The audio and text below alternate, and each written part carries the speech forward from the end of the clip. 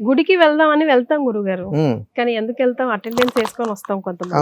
కొంతమంది అదే అంటే నమ్మకానికి మూఢనమ్మకానికి తేడా ఉంది కదా గురుగారు. ఆ తేడా ఎట్లా తెలుసుకోవాలి? గుడి దర్శనం ఇది ఈ విధంగా చేయాలి, లేకపోతే నువ్వు వెళ్ళక అసలు వెళ్ళటం మానే అని చెప్పండి. చాలా అద్భుతంగా మరి విధానం అడిగారు. మరి ఇది కానీ తెలుసుకోగలిగితే ఏ దేవాలయం ఖాళీ ఉండదు. మీరు అడిగారు కాబట్టి మీ గ్రామంలో ఏదో దేవాలయం పేరు చెప్పండి. మీ ఊర్లో శివాలయం. మీ ఊర్లో ఏ దేవాలయం ఉంది అబ్బాయి అని? హనుమంతుడి దేవాలయం. సరే, ఇంకొక ఊళ్ళో శివాలయం ఉంటుంది. ఏ దేవాలయం ఉన్నా నీ ఇంటి దగ్గర నుంచి నువ్వు ఎలా బయలుదేరి వెళ్ళాలి వాస్తవిక ధర్మం మొట్టమొదటిది. మనం ఏం చేస్తాం? మీరు గుడికి ఎందుకు వెళ్తారు? దర్శనం చేసుకోండి. నిజమే చెప్పాలి. దర్శనం చేసుకోవడం మీకు వచ్చే లాభం ఏంటి? ఏ గుడిలోకి వెళ్ళినా దండం పెట్టుకుంటాం. అంటే నా ప్రథమం ఏంటంటే కోరక్కర్లేదు, వెళ్ళి దర్శనం చేసుకొని అటెండెన్స్ వేసుకొని. ఏంటి ఆ దర్శనంలో పరమార్థం ఏంటి? మీరు అటెండెన్స్ ఎత్తే ఆయన మిమ్మల్ని చూడాలా? ఆయన అటెండెన్స్ పట్టుకుని పలానా కీర్తి గారు వచ్చారని అడుగుతాడు? ఆయన అడగడగా. నా ప్రశాంతత. మీ గుడ్ క్వశ్చన్. ఏంటంటే అది మెంటల్ పీస్. మెంటల్ పీస్ అనేటువంటిది మీకు బయట ఎక్కడ లేదు. అక్కడే ఎందుకు దొరికింది? దేవాలయానికి వెళ్తేనే మెంటల్ పీస్ ఎందుకు దొరుకుతుంది, బయట ఎందుకు దొరకట్లా? చిన్న ప్రశ్న వేయండి. దేవాలయానికి వెళ్ళాలి, ప్రశాంతత కోసం వెళ్ళానండి, అక్కడికి వెళ్తే ఎంత బాగుందో అని అన్నాడండి. ఎంత బాగుందో అని అన్నావంటే బయట ప్రపంచం ఏది నీకు నచ్చట్లేదు, అక్కడికి వెళ్తేనే నచ్చుతుంది అంటే ఏమిటి? ఓ జీవుడా, ఎంత హాస్యాస్పదంగా నవ్వుతాడు తెలుసా పరమేశ్వరుడు లోపల నుంచి బయటకు వచ్చి. ఇదే ప్రశ్న దేవుడిని అడిగాను నేను. ఈశ్వర, ఎందుకోనయ్యా నీ సన్నిధానానికి వస్తే నాకు చాలా ప్రశాంతత ఉంటుందయ్యా, బయట ఉన్న నాకు ప్రశాంతత రాలి, అందుకే నిత్యం నీ దగ్గరకు వస్తున్నానయ్యా అని. అంటే నేనేం మాట్లాడట్లేదని కదరా నీకు అంత ప్రశాంతత? అంటే సమస్త జీవరాశులతోటి నువ్వు మాట్లాడుతున్నావు రోజు. నువ్వేం మాట్లాడినా తిరిగి సమాధానం చెప్తున్నారు, నువ్వు తీసుకోలేకపోతున్నావు. ఇక్కడ నువ్వు ఎన్ని చెప్పినా నేను అలాగే వింటున్నాను రా ఓపికగా, అందుకే నీకు ప్రశాంతత వచ్చిందని చెప్పాడు ఆయన. ఈ చెప్పిన విధానంలో ఆయన అన్నాడు, ఈశ్వర నాకు ప్రశాంతత కాదు, నీ అనుగ్రహం నాకు కావాలి. అసలు నిన్ను ఎలా దర్శనం చేసుకోమంటావు, ఏ విధంగా చేయమంటావు అని అడిగాడు. అప్పుడు చెప్పాడు ఈశ్వరుడు, ఒరే నువ్వు నా దర్శనం చేసుకుంటే నీకు అనుగ్రహం రాదురా, నీ ఎంట యందు నీ తల్లిదండ్రుల అనుగ్రహాన్ని ముందు అది పొందు, తర్వాత వచ్చి నేను అనుగ్రహాన్ని ఇస్తాను. అక్కడ నువ్వు అనుగ్రహాన్ని పొందేవంటే నువ్వు నా దగ్గరికి రావక్కర్లేదురా, నువ్వు ఎక్కడున్నావురా బాబా అని ఎత్తుక్కుంటూ నేనే వస్తానని చెప్పాడు ఆయన. అందుకని గర్భగుడిలో కూర్చున్నటువంటి ఈశ్వరుడు త్రిశూలధారుడై నిత్యము కూడా భక్తులను అన్వేషిస్తూ ఉంటాడని చెబుతుంటాం. ఆయన పేరు శివుడు, ఆయన పేరే శివుడు. మనకి చాలా ఉంటాయండి, మీకు గతంలో కూడా చెప్పాను నేను. ఊరు పొలిమేరల్లో ఒకడు, శ్మశానంలో ఒకడు, కైలాసంలో ఒకడు, ఊరి నడిబొడ్లో ఉన్నటువంటి శివాలయంలో ఒకరు. ఈయన ఎవరు అంటే శివుడు. ఈయన త్రిశూలధారుడయ్యి ప్రతి భక్తుడిని అన్వేషిస్తుంటాడు. ఎవరున్నారా, ఎవరు ఏ తల్లిదండ్రులను అతీతంగా ప్రేమిస్తున్నారా, సృష్టి యజ్ఞానికి శ్రీకారం చేసినటువంటి తల్లిదండ్రులు ఎవరు గౌరవిస్తున్నారా, ఎవరు అతీతమైనటువంటి ప్రేమతో అనుబంధంతో చూస్తున్నారా, వీడు నా దగ్గరికి వచ్చేటువంటి యోగం అవసరం లేదు, నేనే వాడి దగ్గరికి వెళ్తానని చెప్పి ఈశ్వరుడు బయలుదేరి వస్తాడు. ఎందుకంటేనమ్మా, తల్లి గర్భంలో మీరు ఉన్నప్పుడే హృదయస్థానంలో భగవత్ సంకల్పంతో శివపార్వతులు ఇద్దరిని కొలువు చేశాడు ఆయన. కొలువు చేసి మనకి హృదయస్థానంలో వాళ్ళ నుంచి ఒక తల్లి గర్భాన్నం జన్మనిచ్చేసి ఆయన వెళ్ళిపోతాడు. నేనున్నానరా ఇక్కడ అని ఆయన మనం తెలుసుకునేటప్పటికీ మనం మరణం అయిపోయింది. ఈ సమాధానం శ్మశానంలో చెప్పాలని చెబుతుంటాను. అందుకని ఇక్కడున్నటువంటి ఆయనకు మనం నిత్యం ఏమేసి అభిషేకం చేస్తున్నాం తల్లి? కుళ్ళు, కుతంత్రం, పగలు, ప్రతీకారాలు, రాగద్వేషాలు, ఈర్ష్య, ఇవన్నీ వేస్తున్నాం. ఇన్ని ఉన్నటువంటి వాడు నువ్వు నా దేవాలయానికి వచ్చి నిత్యం దర్శనం చేసుకుంటే నీకు నేను ఏమి ఇవ్వగలుగుతాను రా, నీకు అనుగ్రహం ఎలా ఇస్తాను రా అని చెబుతాడు. కాదు ఈశ్వర, నువ్వు నాకు చెప్పాల్సిందే అని అంటే అప్పుడు చెప్పాడండి ఈశ్వరుడు, తల్లి గర్భాన నువ్వు అమ్మ పొత్తిళ్లను తన్నుకుని బయటకు వచ్చావు. వచ్చిన తర్వాత నువ్వు ఇంటి దగ్గర నుంచి ఇక్కడికి వచ్చేటప్పుడు కూడా ఆ పాదస్పర్శతోటి ఈ భూమాతను కూడా ముద్దాడకుండా వస్తున్నావురా. తర్వాత తల్లి గర్భం నుంచి వచ్చిన నిన్ను ఈ భూగర్భంలోనే కదరా కప్పిపుచ్చాలి. మరి అలాంటప్పుడు శ్మశానంలో నీకు మోక్షాన్ని ఎలా ఇస్తానురా? బ్రతికుండగానే నువ్వు నీ కపాల మోక్షాన్ని పొందలేకపోతున్నావు, నేను చెబుతాను వినుకు అని చెప్పి అప్పుడు ఆయన చెప్పాడమ్మా. ఇంటి దగ్గర నుంచి మనం బయలుదేరినప్పుడు పాదరక్షకులు ధరించకూడదు నీ ఊరిలో ఉన్న దేవాలయానికి వెళ్ళేటప్పుడు. కానీ పాదరక్షకుల మీద ఉన్నటువంటి ప్రేమే మనకి ఎక్కువ భగవంతుడి కంటే. ఎక్కడ పోతాయని అందుకని వాటిని నువ్వు ధారణ చెయ్యకురా, నువ్వు ఇంటి దగ్గరే ఉండు. కానీ నువ్వు ఎలాగైతే రావాలనుకుంటున్నావో శుచిగా శుభ్రంగా మనస్సంకల్పంతోటి నీ తల్లిదండ్రుల పాదాలను తాకి నమస్కారం చేసుకుంటే నా దగ్గర రావక్కర్లా. అయినా కానీ నీకు ఏదో చింతన వెంటాడుతుంది, బయలుదేరరా.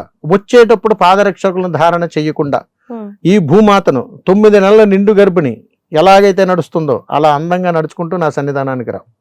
బండి వాడక, ఇప్పుడు నడవలేము, దూరం దూరం కూడా ఉంటాయి కదా గురువు. ఊరిలో ఉన్నటువంటి గ్రామ దేవతకి దగ్గర కానీ ఊరిలో ఉన్నటువంటి ఏ దేవాలయానికి వెళ్ళినా కానీ ఇదే ప్రామాణికం.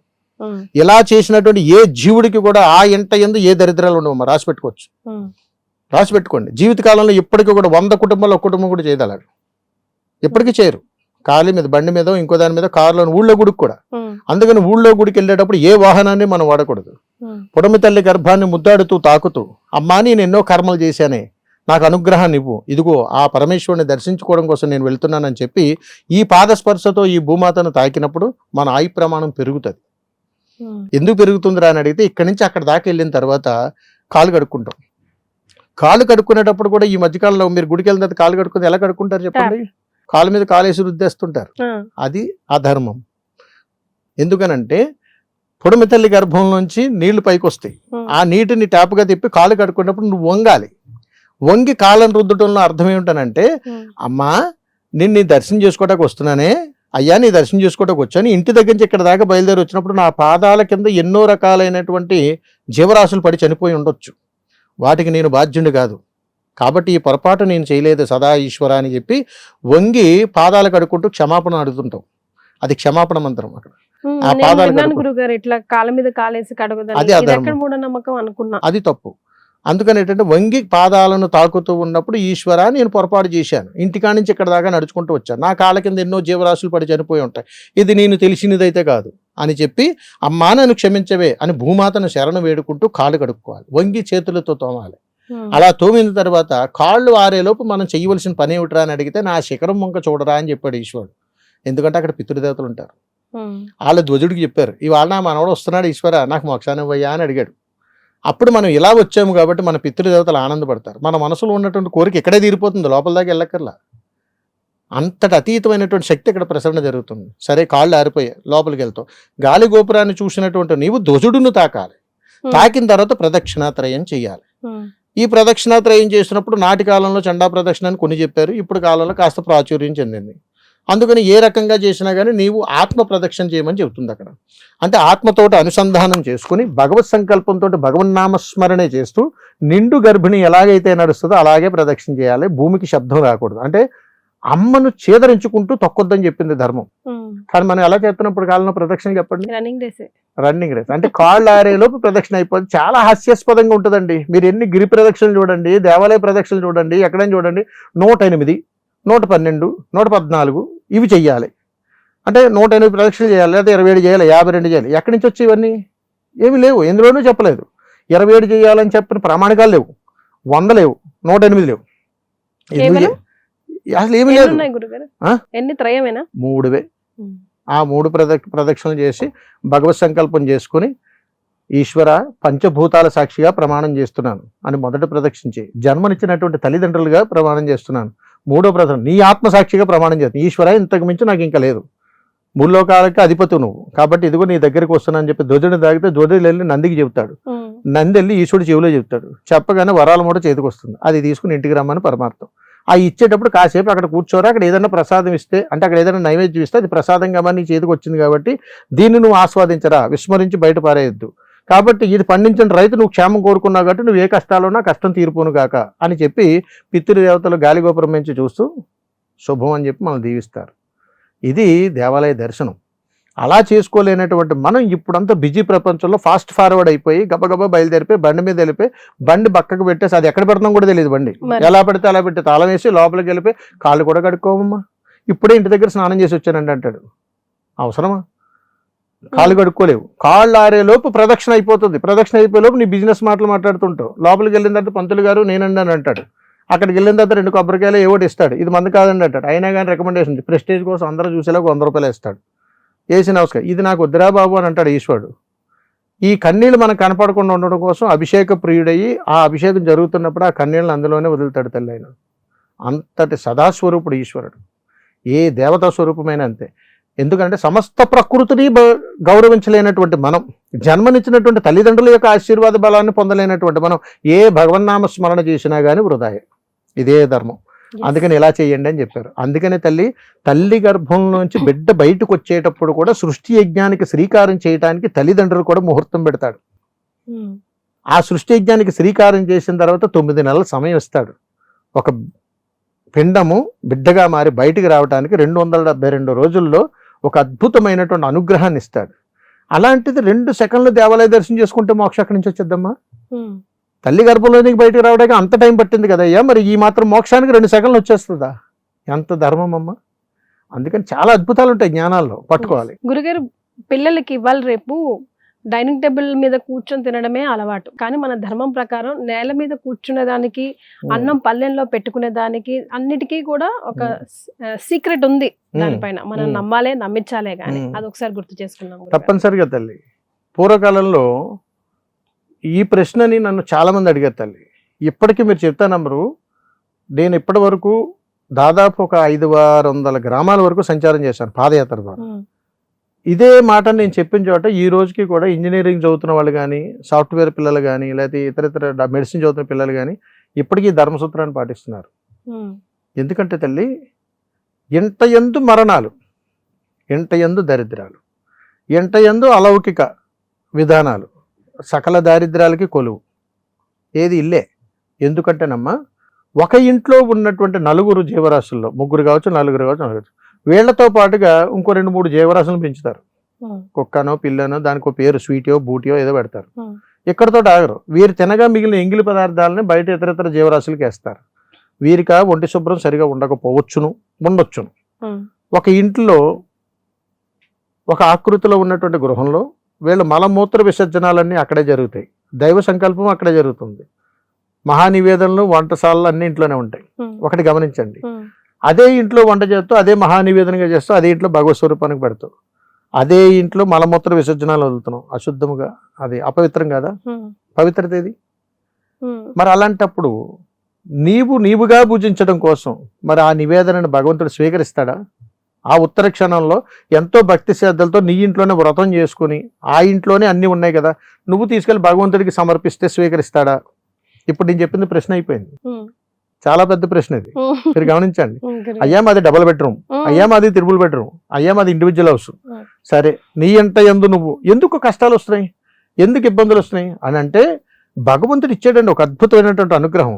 ప్రకృతి జీవరాశుల్లో పరమాత్మ స్వరూపాన్ని ఉన్నటువంటి నీకు దర్శనం ఇవ్వలేదరా, నీకు తెలియకుండా నిన్ను బ్రతికించడం కోసం నీకు ఆహారాన్ని నేను బతికించుకుంటున్నాను రా అని చెప్పాడు ఆయన. అంటే సమస్త జీవరాశుల్లో ప్రకృతిలో పరమాత్మ స్వరూపం ఉంది. మీరు ఎప్పుడైనా చూసారా?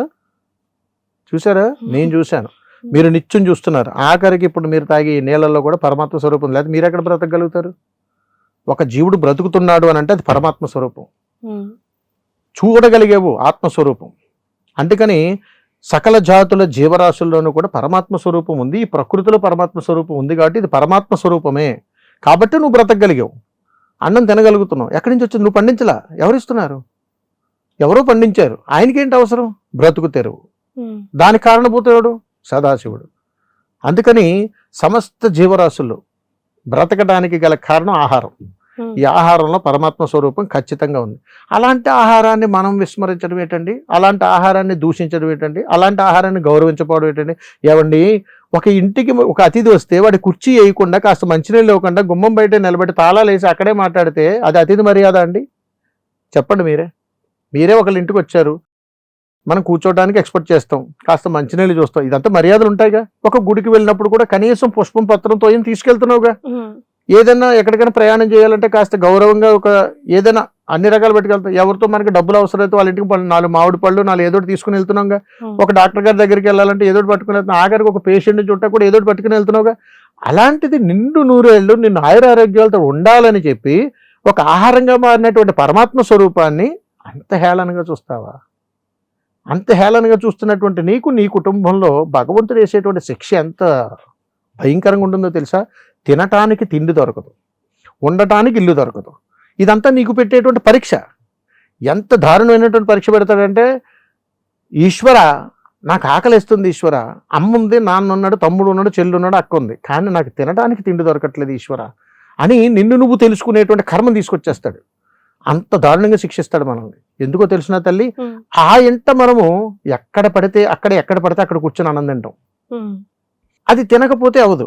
తిండి మీద జాస లేదు, తిండి మీద గౌరవం లేదు, తిండి మీద భక్తి లేదు. టీవీ మీద గౌరవం ఉంది, రిమోట్ మీద ఆసక్తి ఉంది, ఫోన్ల మీద వ్యామోహం ఉంది, తిండి మీద లేదు. అంటే ఈ అన్నం నిన్ను బ్రతికించడం కోసం పరమేశ్వరుడు ఆహారంగా మారి నీలో జీవుడికి ఆహారంగా వెళ్తుంటే వీటిని అపవిత్రం చేస్తావా, నా విలువ నీకు ఖచ్చితంగా తెలియాలిరా అని చెప్పి నీకు అందకుండా చేస్తాడు ఆయన.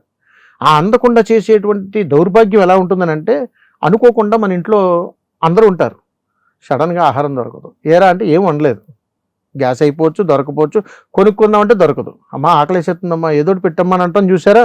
ఆ ఆర్తనాదాలకు వెనకాల ఉన్నట్టు పరమార్థం, నువ్వు ఖచ్చితంగా నీ ఆహారాన్ని దుర్వినియోగం చేసావు. నీ ఇంట్లో ఎలా పడితే అలా తిన్నావు, ఎక్కడ పడితే అక్కడ కూర్చున్నావు, ఒక గౌరవం లేదు, ఒక విధానం లేదు. అంటే తినేటువంటి ఆహారానికే నువ్వు గౌరవ మర్యాదలు ఇవ్వలేకపోతే, సాక్షాత్ అన్నపూర్ణేశ్వరి దేవిని అనుగ్రహాన్ని నువ్వు పొందలేకపోతే నీ ఇంట ఎందు భగవన్నామస్మరణ అర్థమే కదా తల్లి. తినాల్సిన విధానం అస్సలు చేయకూడని పనులు తప్పనిసరిగా తల్లి. ఎందుకనంటే ఏ ఇంట నువ్వు అన్నము తిను, ఏ ఇంట నువ్వు భోజనం తిను. వాస్తవిక ధర్మంలో చెప్పాలి అనంటే, ఎప్పుడైనా సరే గృహాల్లో మనం ఆహారాన్ని తినేటప్పుడు అవకాశం ఉన్నంత వరకు ప్రకృతి ధర్మం నుంచి వచ్చినటువంటి పత్రాల్లోనే తినాలి. మనం ఏం చేస్తున్నాం, రకరకాలుగా తింటున్నాం అవకాశాన్ని బట్టి. మళ్ళీ ఏం కొంటామండి, మళ్ళీ ఏం కొనుక్కుంటావు సార్, స్టాండర్డ్గా ఒక ప్లేట్ కొనుక్కుంటే సరిపోతుంది కదా, ఓ స్టీల్ పళ్ళెమో లేదా ఏదో కొనుక్కొని అందులో తింటూ ఉంటాం. కొన్నాళ్ళకి స్టీల్ పళ్ళాలు కూడా పోతాయి, రాగి పళ్ళాలు వస్తాయి, అవి కూడా ఇప్పుడు వెండి పళ్ళాల్లో కూడా తింటున్నారు తల్లి, అది కూడా గొప్పల కోసం. ఆ తర్వాత బంగారు పళ్ళాలు వస్తాయి. వాస్తవిక ధర్మం ఒకప్పుడు ఎలా తినేవారు, కంచి వచ్చేసింది గురుగారు ఇప్పుడు మళ్ళీ. లేటెస్ట్ వాస్తవిక ధర్మం ఏంటంటే, ప్రకృతిలోంచి వచ్చేటువంటి ధర్మ ప్రకారంగా భూమిలోంచి వచ్చేటువంటి మట్టి నుంచి సిద్ధం చేసినటువంటి ఒక మట్టి పిడత ధర్మము. రెండవది ప్రకృతి ధర్మం నుంచి వచ్చినటువంటి అరిటాకులు, అడ్డాకులు, విస్టర్లు, టేకి ఆకులు, బాదమాకులు, ఇవి సర్వశ్రేష్టము. అంటే ఏ రోగం ఆ ఇంట్లో రావు. ఎందుకంటే ప్రకృతిని మనం గౌరవిస్తూ, ఎప్పుడైతే మనం ప్రకృతిని గౌరవించామో నువ్వు భుజించేటువంటి ఆహారం ప్రసాదం అయిపోయింది కాబట్టి నీకు మంచి జరుగుతుంది. అలా నువ్వు పాటించట్లేదు కాబట్టి కనీసం వారంలో 2 రోజులైనా పాటించినా అనుగ్రహాన్ని పొందుతావు. అది మనం చెయ్యటం లేదు కాబట్టి ఇప్పుడున్నటువంటి ధర్మంలో నీ దేహానికి ఒక దారిద్ర్యం ఆవహిస్తుంటది. ఏమిట్రా అంటే దాని పరమార్థం నీకు తెలియదు కాబట్టి. ఇప్పుడు మీరు గమనించండి, భక్తి శ్రద్ధలతో ఉన్నటువంటి వాడు ఆలోచనలు ఎలా ఉంటాయి. వాడు ఉదయాన్నే 6 గంటలకు లేస్తాడు, సిద్ధపడతాడు, గుడికి వెళ్తాడు, గోపురానికి వెళ్తాడు, చక్కగా 11 గంటలకు నిద్రలేసి 1 గంటకి టిఫిన్ చేసేవాడి ప్రయాణం ఎలా ఉంటుందో చెప్పండి. అలాంటి వాడి ప్రయాణం, వాడు భోజనం చేస్తే ఎంత విధానంగా ఉంటుందో ఒకసారి ఆలోచించండి. ఎవరిని మనం ఎక్కువగా ఇష్టపడతాం, పద్ధతి. ఆ పద్ధతి అనేటువంటి దాంట్లో ఇక్కడ మనం పాటించవలసినటువంటి స్వధర్మాల్లో కొన్ని ఉన్నాయి తల్లి. ఆ ధర్మాల్లో ఏమిటంటే, ఎప్పుడూ ఎన్నడూనూ కూడా భూమికి ఎత్తుగా మనం ఎన్నడూనూ కూర్చుని భోజనం చేయకూడదు. అవకాశ ధర్మాల్లో ఎప్పుడూ కూడా ఆ ఇంట యందు ఆయు ప్రమాణం కానీ పెరగాలన్నా, ఆ ఇంట యందు అనారోగ్య సమస్యలు ఉన్నాయనన్నా, ఆ ఇంట యందు రుణ బాధలు అధికంగా ఉన్నటువంటి గృహాలలో ఎప్పుడూ కూడా మంచాల మీద కూర్చొని అన్నం తినకూడదు, దివానం గాడ్ల మీద కూర్చొని అస్సలు తినకూడదు, కుర్చీల్లో కూర్చొని టీవీ చూస్తూ అస్సలు తినకూడదు, బెడ్రూమ్లోకి వెళ్ళిపోయి మంచం మీద కూర్చొని అస్సలు తినకూడదు, తిన్నటువంటి కంచాన్ని ఎక్కడ పడితే అక్కడ అస్సలు వదలకూడదు. అలాగని గృహాల్లో చేయకూడనటువంటి మొట్టమొదటి పని ఏమిట్రా అని అడిగితే, ఇంట్లో అటు ఇటు నడుస్తూ ఎప్పుడూ నోట్లో అన్నం పెట్టుకుని నవ్వకూడదు. ఎందుకంటే తల్లి, ఇంట్లో దేవత నడయాడేటువంటి కాస్త ప్రదేశం ఉంటుంది. నువ్వు అన్నాన్ని అవమానపరుస్తూ నువ్వు కానీ నడిస్తే ఆ ఇంట యందు సుమారు 12 సంవత్సరాల వరకు అష్టదరిద్రాలు మొయ్యాల్సిందే. ఒక్కసారి నువ్వు చేసిన పొరపాటుకి. అమ్మా ఎందుకు గురుగారు నిజమేనంటారా, అంత ఇబ్బందులు మనకు తగులుతాయి అంటారా అని మీకు ప్రశ్న రావచ్చు. దీనికి చిన్న సమాధానం. ఉదాహరణకి ఇప్పుడే నా ఇంటికి ఒక అతిథి వచ్చాడు, ఇష్టానుసారంగా తిట్టేశానండి, ఇష్టానుసారంగా మాట్లాడేశాను. మళ్ళా నా మొహం చూస్తాడా, మళ్ళా మన ఇంటికి వస్తాడా, మీరే చెప్పండి. అలా మన బంధువులు ఎంతమందిని పాడు చేసుకున్నాం, ఎందుకంటే వీళ్ళు వింటారు కాబట్టి శత్రువులు పెంచుకున్నాం. మరి ఇది వినదు కాబట్టి మన ఇష్టానుసారంగా ఉంటున్నాం. ఇక్కడ కూడా ధర్మం చెప్తుంది అన్నం, ఇక్కడ కూడా అన్నం చెప్తుంది. అది ఏ పదార్థమైనా కానీ అగ్నిదేవుడు అనుగ్రహం లేకుండా నేను పదార్థంగా సిద్ధం కాలేదు, అగ్నిదేవుడు అనుగ్రహం ఉంది ఇక్కడ కాబట్టి నీ ఇంట యందు మృత్యువు రాకుండా నేను ఆగ్నేయ స్థానంలో కూర్చున్నాను. యమధర్మరాజు లోపలికి రావాలంటే ముందు నా అనుగ్రహాన్ని పొందాలి, మీరు నన్ను గౌరవిస్తున్నారు కాబట్టి నీ ఇంట యందు ఆయు ప్రమాణాన్ని పెంచుతున్నాను, నన్ను గౌరవించండి అమ్మా అని చెప్తుంది ఇక్కడ ప్రసాదం. కానీ అది మనం పట్టుకోలేకపోతున్నాం. ఎంత బాధాకరం తల్లి. ఆ ప్రసాదాన్ని తీసుకుని మనం తినేటప్పుడు అడుగుతుంది, అందులో వేసినటువంటి నీళ్లు పంచభూతాల్లో ఒకటైనటువంటి ఈ నీటిని కూడా మీరు గౌరవించట్లేదు, నీ ఇష్టానుసారంగా నీటిని వాడుతున్నావు, ఆ నీటిని పోసి నీకు ఆహారంగా మారాను, దీన్ని నువ్వు గౌరవించకుండా నీ ఇష్టానుసారంగా తింటా ఉంటే నేనేమాత్రం పరిపాటి. నీ ఇంట యందు ఐశ్వర్యాన్ని నేను ఎలాగిస్తాను, అందుకని ఈశాన్య భాగంలో నీరు వేయండి, బోరు వేయండి అని చెప్తుంటారు. ఇంకెక్కడ వేరుగా అయిపోయింది. అక్కడతో కాకుండా ఆహారం, అంటే అది బియ్యం కావచ్చు, పప్పు కావచ్చు, ఉప్పు కావచ్చు, ఏదైనా కానీ ఉమ్, ఉడకాలిగా, ఉమ్. చెయ్యాలిగా. నన్ను ఇంత బాధ పెట్టి అన్ని డిగ్రీల మంటలో నన్ను బాగా ఉడికించి నువ్వు బాగుండాలని చెప్పి నా కర్మను నీకు ఆహారంగా మారుస్తున్నాను, కనీసం నన్ను గౌరవించవు. అది తగలబడుతూ మనల్ని అడుగుతుందండి. మరి అది కూడా మనం పట్టుకోలేకుండా దాన్ని గౌరవించకపోతే 2 సెకండ్లో తీసేసి అలా తినేసి ఇది నాకు నచ్చలేదని ఇసిరిపడేస్తుంటాం. ఒక జీవరాశిని బ్రతికించుకోవడం కోసం పరమాత్ముడు ఎన్ని కష్టాలు పడుతున్నాడో తెలుసా తల్లి. మరి అలాంటప్పుడు అన్నాన్ని ఎలా తినాలమ్మా? పరమ పవిత్రమైనటువంటి భావముతోటి కిందనే కూర్చోవాలి. ఏ ఇల్లైనా, అది అపార్ట్మెంట్ కావచ్చు, డాబా కావచ్చు. పూర్వకాలంలో ఇంటి బయట కూర్చునేవారు తెలుసా మీకు? ఇంట్లో వంట అంతా చేసి ఇంటి ముందు అందరూ కూర్చొని కింద కూర్చుని తినేవారు. చాపేసుకొని చక్కగా. వాళ్ళే తల్లి ఈ రోజు 100 ఏళ్ళు 120 ఏళ్ళు బ్రతికారంటే 130 ఏళ్ళు బ్రతికారండి అంటే వాళ్ళే. అవునండి. ఇప్పుడు అలా కాదు, 60 ఏళ్ళు బ్రతికితే గొప్పమ్మ, తినకపోతే చచ్చిపోతాం. అలాంటి పరిస్థితికి వచ్చేసాం. అందుకని ఆహారానికి ఉన్నటువంటి గొప్పతనం అది. అందుకని పరమాత్మ స్వరూపం ఇన్ని ఇబ్బందులు పడుతూ, ఎంత తగలబడుతూ మనల్ని బ్రతికించడం కోసం అవసరం ఆయనకి ఏంటమ్మా? మరి ఆయన్ని గౌరవించాలి కదా. Yes. అందుకని అన్నాన్ని ఆ విధంగా మనం గౌరవించగలిగితే ఆయనంటే ఎందు మోక్షం. And for more videos, Please subscribe to iDream. Please subscribe to iDream. Please subscribe iDream. And please subscribe to iDream. For more videos, subscribe to iDream. please like, share and subscribe to the channel. Congratulations, iDream. Subscribe to iDream. Subscribe to iDream. So subscribe to iDream Media. iDream की iDream team अंदर की huge congratulations. Please subscribe iDream Media. Please subscribe to iDream. Subscribe iDream. Please subscribe to iDream. iDream అంటే నా కళల ఛానల్ను subscribe చేసుకున్నారు, నోరు తిరుగుతలేదు. మీరైతే గంట గుర్తు కొట్టు. For more such videos, please subscribe to iDream. Subscribe to iDream. Please subscribe to iDream. Please subscribe iDream Media. Please do subscribe to iDream. Please subscribe to iDream Media. For best entertainment and information, please subscribe iDream. And don't forget to subscribe to iDream.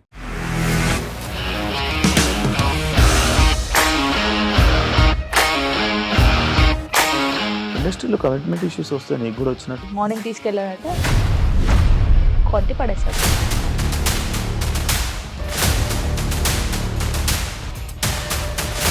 ఒక్కళ్ళు కూడా చూడలేదు ఈ cinema అని చెప్పడానికి కూడా చాలా ధైర్యం కావాలి. అది నిజం కదా, దాంట్లో ధైర్యం ఏంటి? ఇది నెక్స్ట్ డే ప్లేట్ మార్చేస్తే తప్పు కదా. As of now, we are comfortable this అని నేను అనుకుంటున్నాను. రష్మిక గారిది మీది ఒకే ఊరంట కదా. నీకు కోపం వచ్చిందంటే బాగా తిట్టేత్తరా? తిట్టేద్దామండి. నిజంగా గేమ్ ని ఎలా చేంజ్ చేయగలిగారు? ఏపీఎస్ఎఫ్సి వాళ్ళకి 6 నెలల్లో నేను 6 లక్షలు కట్టా. బిజినెస్ చేయాలనుకుంటే it is as difficult as riding a tiger.